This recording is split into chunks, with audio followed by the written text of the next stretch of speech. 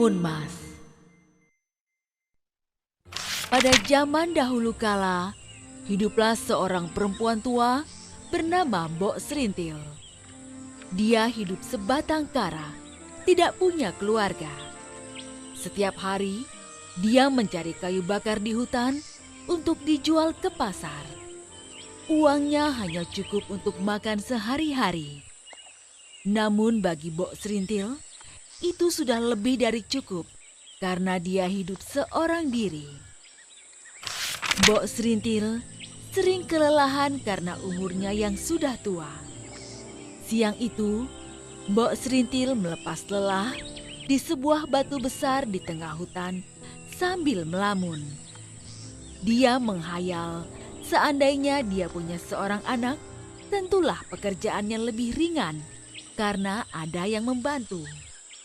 Tapi suami saja tidak punya. Bagaimana dia bisa punya anak? Andaikan aku punya anak. Saat Mbok Serintil asik melamun, tiba-tiba raksasa jelek dan bau muncul di hadapannya. Mbok Serintil ketakutan, sampai-sampai dia tidak bisa berdiri. Seluruh tubuhnya bergetar. Dia berpikir jika ajalnya akan segera tiba. Raksasa berkata dengan suara menggelegar. Oi, perempuan tua, aku lapar sekali. Di mana anakmu? Biar aku makan sekarang. Mbok Serintil menjawab dengan suara gemetar. Anak? Aku tidak punya anak. Raksasa itu mendekatkan wajahnya ke arah Mbok Serintil. Bau mulutnya membuat Mbok Serintil ingin muntah. Kamu jangan bohong. Mbok Serintil menggelengkan kepala. Aku tidak bohong. Kalau kamu mau, makan saja aku. Sang raksasa tertawa terbahak-bahak. Aku tidak mau makan kamu. Kamu sudah tua dan peyot, dagingmu pasti tidak enak. Itu pun kalau kamu punya daging. Bisa-bisa gigiku sakit karena menggigit tulang-tulangmu.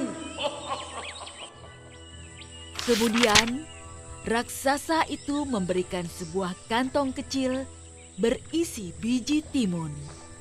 Tanamlah biji-biji timun ini. Mereka akan tumbuh dan berbuah. Salah satu buahnya akan berwarna emas. Jika sudah masak, petiklah. Di dalam timun itu akan muncul seorang bayi. Rawatlah dia dan beri makan dengan cukup agar dia tumbuh sehat. Saat dia berumur 6 tahun, aku akan datang dan menagih anak itu. Dia pasti akan menjadi santapan paling enak. Paham? Mbok Serintil menerima kantong itu. Sekarang pergilah. Bentak raksasa itu. Baiklah, aku akan pergi. Suaranya yang keras membuat Mbok Serintil lari terbirit-birit. Sesampainya di rumah, Mbok Serintil melaksanakan perintah raksasa. Dia menanam semua biji timun itu di tegalan miliknya yang kecil. Setiap hari, dia menyiram dan merawat kebun timunnya.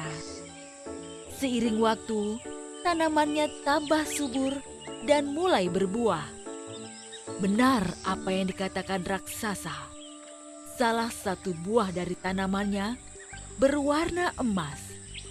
Mbok Serintil memberi perhatian khusus kepada timun emas itu. Timun-timun itu semakin hari semakin masak.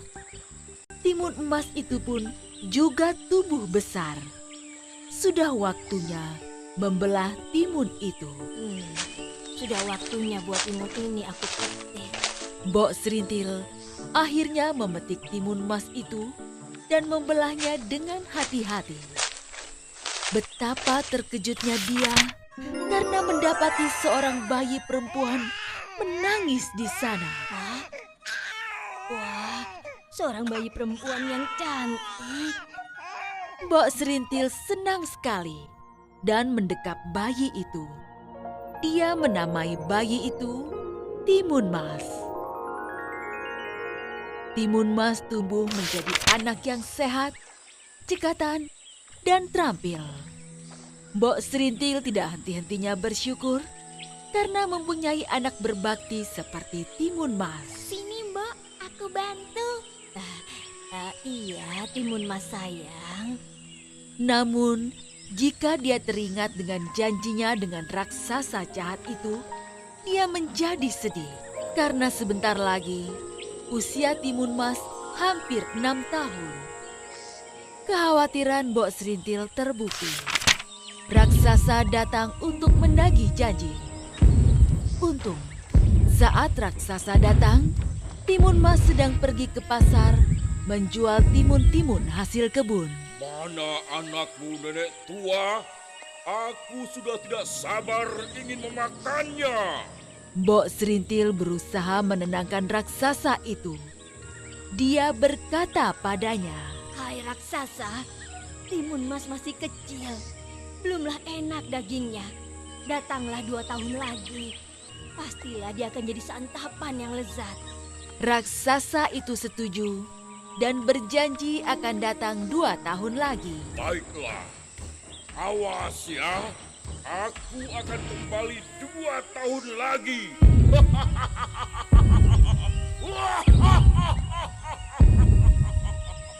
Mbok Serintil terus memikirkan nasib anaknya. Akhirnya, suatu malam dia bermimpi. Dalam mimpinya, ada seorang pertapa yang menyuruh Timun Mas pergi ke atas gunung. Suruhlah Timun Mas menemui saya. Baiklah, akan aku sampaikan kepada anakku Timun Mas. Mbok Serintil mengikuti pesan dalam mimpinya. Dia menceritakan semua pada Timun Mas tentang janjinya dengan raksasa. Mbok Serintil menyuruh Timun Mas pergi ke tempat pertapa itu berada. Timun Mas anakku, hati-hati ya sayang. Terima kasih, Timun Mas pamit dulu ya. Timun Mas yang patuh segera menuruti perintah ibunya. Dia menemukan rumah pertapa itu dan menceritakan semua kepadanya. Sang pertapa lalu memberinya 4 kantong yang hanya boleh dibuka jika Timun Mas dalam keadaan bahaya. Timun Mas, ini kakek bawakan 4 kantong benda untuk menyelamatkanmu dari raksasa jahat itu. Terima kasih, Kek. Timun Mas pamit pulang dulu ya. Timun Mas pulang ke rumahnya.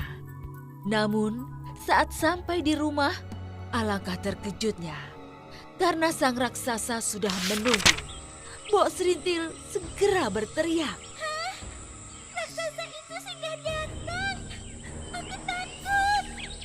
Lari Timun Mas, lari selamatkan dirimu. Timun Mas segera berlari. Sang raksasa menjadi marah dan mengejarnya. Timun Mas teringat pesan sang pertapa. Sebaiknya aku buka kantung yang pertama sekarang. Dia membuka kantong pertama yang ternyata isinya adalah biji timun. Gadis cilik itu menebarkan biji itu dan dalam sekejap muncullah kebun timun yang luas dan berbuah ranum.